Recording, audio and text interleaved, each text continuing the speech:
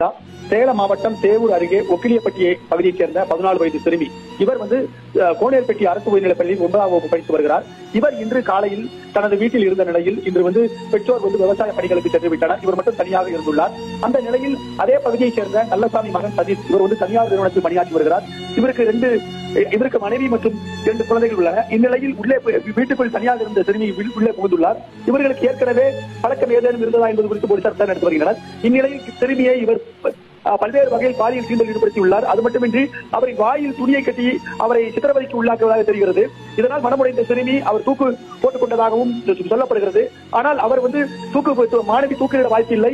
அதே நேரத்தில் மாணவி சத்தம் கேட்டுதான் நாங்கள் அங்கு வந்தோம். அப்போது மாணவியை சதீஷ் அடித்து கழுத்தில் துணியா தூக்கு போட்டு தொங்க விட்டதாகவும், மேலும் இந்த சம்பவம் வெளியில் தெரிந்துவிட்ட காரணத்தினால் அவர் தூக்கு போட முயற்சித்ததாகவும் அந்த பகுதி மக்கள் தெரிவிக்கின்றனர். இதனை அறிந்த அந்த பகுதி மக்கள் திரண்டு வீட்டுக்குள் இருந்த சதீஷை தரமாரியாக தாக்கியுள்ளனர். மேலும் அவரை உருட்டுக்கட்டையால் மற்றும் பல்வேறு கட்டையால் அந்த பகுதியில் உள்ள இளைஞர்கள் வீடு புகுந்து தரமாரியாக தாக்குதலில் ஈடுபட்டுள்ளனர். இதனால் அவர் சூழ்ந்து விழுந்துள்ளார். அதே நேரத்தில் மனிதாபிமானம் கொண்ட சிலர் தேவூர் காவல் நிலையத்துக்கு தகவல் அளித்தனர். உடனடியாக சம்பவ இடத்துக்கு வந்த போலீசார் அந்த வாலிபரை மீட்டு